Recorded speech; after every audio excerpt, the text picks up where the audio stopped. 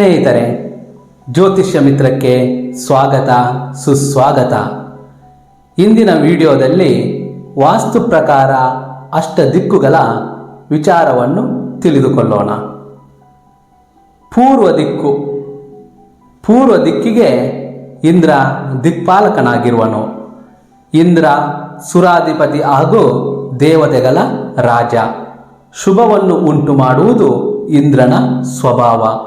ಪೂರ್ವ ದಿಕ್ಕಿನ ಕಡೆಗೆ ಹೆಚ್ಚು ಖಾಲಿ ಜಾಗ ಇದ್ದರೆ ಸಂತಾನ ಭಾಗ್ಯ, ವಂಶವೃದ್ಧಿ, ಅನ್ನವೃದ್ಧಿ, ಐಶ್ವರ್ಯಪ್ರದ ಮತ್ತು ಎಲ್ಲ ರೀತಿಯ ಸುಖ ಭೋಗಗಳು ಲಭಿಸುವುದು. ಆಗ್ನೇಯ ದಿಕ್ಕು. ಆಗ್ನೇಯ ದಿಕ್ಕಿಗೆ ದಿಕ್ಪಾಲಕ ಅಗ್ನಿದೇವ. ಈತನ ಸ್ವಭಾವ ದಹಿಸುವುದು. ಆದ್ದರಿಂದ ಆಗ್ನೇಯವು ಹೆಚ್ಚು ವೃದ್ಧಿಸಿದ್ದರೆ ಅಲ್ಲಿ ವಾಸಿಸುವವರಿಗೆ ಕುಟಿಲ ಬುದ್ಧಿ, ದುರ್ನಡತೆ, ದುಃಖ, ಧನಹೀನತೆ ಮತ್ತು ಸ್ವಯಂ ನಾಶಕರವು. ದಕ್ಷಿಣ ದಿಕ್ಕು. ದಕ್ಷಿಣ ದಿಕ್ಕಿಗೆ ಯಮಧರ್ಮರಾಜ ದಿಕ್ಪಾಲಕನು. ಈತನ ಸ್ವಭಾವ ನಾಶಪಡಿಸುವುದು.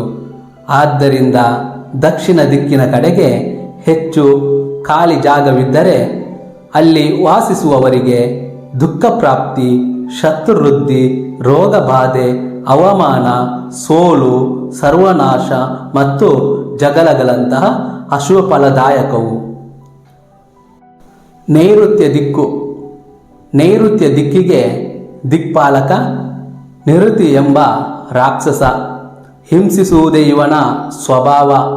ಗೃಹದ ನೈಋತ್ಯ ದಿಕ್ಕಿಗೆ ಹೆಚ್ಚು ಖಾಲಿ ಜಾಗ ಇದ್ದರೆ ಪುತ್ರಾಘಾತ, ಗಂಡಾಂತರ ಉಂಟಾಗುವುದು ಮಾತ್ರವಲ್ಲದೆ ಕ್ರೂರ ಕೃತ್ಯಗಳನ್ನು ಎಸಗುವರು. ದುಃಖ ಮತ್ತು ದೇಹ ಬಾಧೆಗಳನ್ನು ಅನುಭವಿಸಬೇಕಾಗುತ್ತದೆ. ಪಶ್ಚಿಮ ದಿಕ್ಕು. ಪಶ್ಚಿಮ ದಿಕ್ಕಿಗೆ ದಿಕ್ಪಾಲಕ ವರುಣ ದೇವರು. ಪಶ್ಚಿಮದ ಕಡೆಗೆ ಎಷ್ಟು ಬೇಕೋ ಅಷ್ಟು ಮಾತ್ರ ಜಾಗ ಬಿಡುವುದು ಒಳಿತು. ಇಲ್ಲವಾದರೆ ಆ ಗೃಹದಲ್ಲಿ ವಾಸ ಮಾಡುವವರಿಗೆ ಭಯ, ಆತಂಕ, ಸರಕಾರದಿಂದ ತೊಂದರೆ, ಮನೋವ್ಯತೆ, ದಾರಿದ್ರ್ಯತೆ, ಕಷ್ಟ ಜೀವನವನ್ನು ಅನುಭವಿಸಬೇಕಾಗುತ್ತದೆ. ವಾಯುವ್ಯ ದಿಕ್ಕು. ವಾಯುವ್ಯ ದಿಕ್ಕಿಗೆ ದಿಕ್ಪಾಲಕ ವಾಯುದೇವರು. ಈತನು ಚಂಚಲ ಸ್ವಭಾವದವನು. ಗೃಹದ ವಾಯುವ್ಯ ದಿಕ್ಕಿನಲ್ಲಿ ಹೆಚ್ಚು ಖಾಲಿ ಸ್ಥಳ ಇದ್ದರೆ ತಿರುಗಾಟ, ಬುದ್ಧಿಯು ಈ ಕ್ಷಣವಿದ್ದಂತೆ ಮುಂದಿನ ಕ್ಷಣಕ್ಕೆ ಇಲ್ಲದಿರುವುದು, ಚಿತ್ತ ಚಾಂಚಲ್ಯ ಮತ್ತು ಶ್ವಾಸಕ್ಕೆ ಸಂಬಂಧಿಸಿದ ವ್ಯಾಧಿಗಳು ಗೃಹದಲ್ಲಿ ವಾಸಿಸುವವರನ್ನು ಬಾಧಿಸುತ್ತದೆ. ಉತ್ತರ ದಿಕ್ಕು. ಉತ್ತರ ದಿಕ್ಕನ್ನು ಕುಬೇರ ಪಾಲನೆ ಮಾಡುತ್ತಾನೆ. ಇವನ ಸ್ವಭಾವವು ಶ್ರೀಮಂತಿಕೆ ಹಾಗೂ ಎಲ್ಲ ರೀತಿಯಿಂದಲೂ ಸಮೃದ್ಧವಾಗಿರುವುದು. ಆದ್ದರಿಂದ ಉತ್ತರ ದಿಕ್ಕಿನ ಕಡೆಗೆ ಹೆಚ್ಚು ಖಾಲಿ ಸ್ಥಳ ಬಿಡುವುದರಿಂದ ಸಂಪತ್ವೃದ್ಧಿ, ಯಶಸ್ಸು, ಸುಖ ಮತ್ತು ಶಾಂತಿ ಹಾಗೂ ಕುಟುಂಬ ರಕ್ಷಣೆಯು ದೊರೆಯುವುದು. ಈಶಾನ್ಯ ದಿಕ್ಕು. ಈಶಾನ್ಯ ದಿಕ್ಕಿಗೆ ದಿಕ್ಪಾಲಕ ಈಶಾನ ಅಥವಾ ರುದ್ರದೇವರು. ಇವರ ಸ್ವಭಾವ ಕೆಟ್ಟದನ್ನು ನಾಶಪಡಿಸಿ ಒಳ್ಳೆಯದನ್ನು ವೃದ್ಧಿ ಮಾಡುವುದು.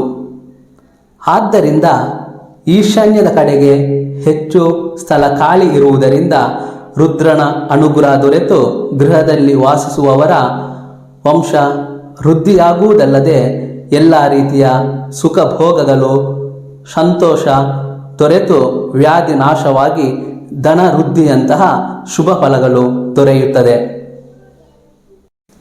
ಸ್ನೇಹಿತರೆ, ನೀವು ಇನ್ನೂ ನಮ್ಮ ಚಾನೆಲನ್ನು ಸಬ್ಸ್ಕ್ರೈಬ್ ಮಾಡದಿದ್ದರೆ ಕೂಡಲೇ ಸಬ್ಸ್ಕ್ರೈಬ್ ಮಾಡಿ. ಜ್ಯೋತಿಷ್ಯ, ವಾಸ್ತು, ಆಧ್ಯಾತ್ಮಕ್ಕೆ ಸಂಬಂಧಿಸಿದ ಹೊಸ ಹೊಸ ವಿಡಿಯೋಗಳ ನೋಟಿಫಿಕೇಷನ್ಗಾಗಿ ಬೆಲ್ ಐಕಾನ್ ಒತ್ತುವುದನ್ನು ಮರೆಯದಿರಿ. ಮುಂದಿನ ವಿಡಿಯೋದಲ್ಲಿ ಸಿಗೋಣ. ಅಲ್ಲಿಯವರೆಗೆ ನಮಸ್ಕಾರ.